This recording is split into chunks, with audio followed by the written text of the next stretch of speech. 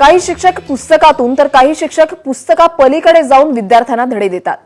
प्रत्येक शिक्षकाची शिकवण्याची एक वेगळी स्टाईल सुद्धा असते, पण अस्सल ग्रामीण स्टाईलनं शिकवणारे अपवादानच मिळतात. वर्ध्यातील एका स्पर्धा परीक्षेतून शिक्षकाच्या हटके आणि अस्सल ग्रामीण स्टाईलने सर्वांनाच भुरळ घातलेली आहे. पाहूयात.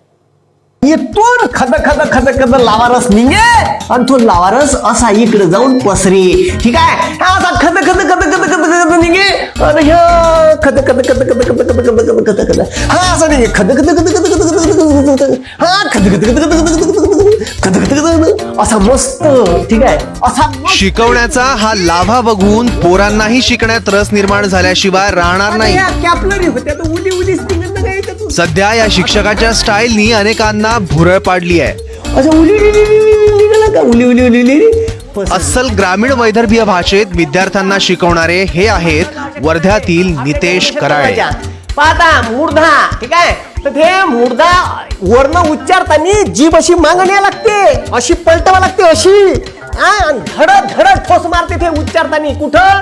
त्या जिथं अनर्शाच्या डालड्याची बघते तिथं. हे बा टठ ड टठ. हे बा मग उच्चारून पहा, माझ्याकडे का पाहून राहिले बा. टठ ड टठ. हे जीभ अशी नेणे.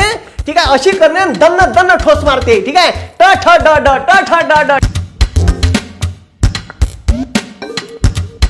लॉकडाऊनमुळे त्यांच्या क्लासेसला ब्रेक लागला, पण गुरुजी काही थांबले नाहीत. त्यांनी थेट स्वतःचं YouTube चॅनल सुरू केलं.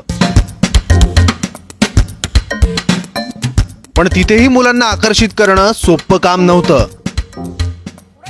मग काय, गुरुजींनी आपली शिकवण्याची पद्धतच बदलली. दमीला बुडकं पाहिलं सर ना तू हे बघ. अबे का त्या बुड्याले हो म्हणायला लावून राहिले का? मला टायमाले वन बुडक्या को खो खो खो नाही. ते दम जेवढाही छातीत श्वास आहे तो तेवढाही सोडून राहिलं.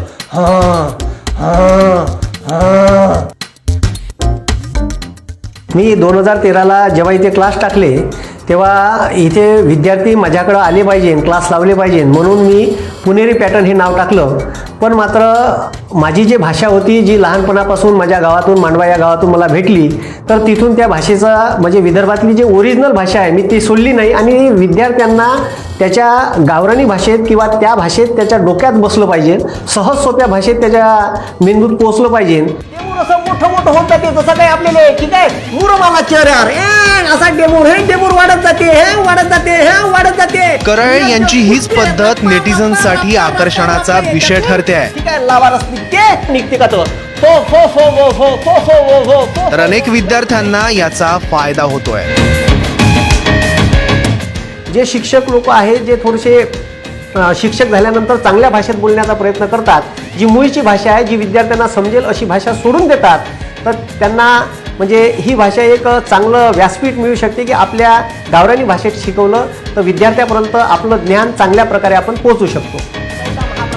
शिक्षकांची शिकवणी अनेकदा विद्यार्थ्यांच्या डोक्यावरून जाते, मात्र शिक्षकांनी आपल्या बोलीभाषेचा वापर केल्यास विद्यार्थ्यांना अधिक फायद्याचं ठरेल. महेश मुंजेबार, ABP माझा, वर्धा. असा लावारस इथून निघे आणि असा आरामशीर पसरे. हटके शिक्षक, हटके पद्धत.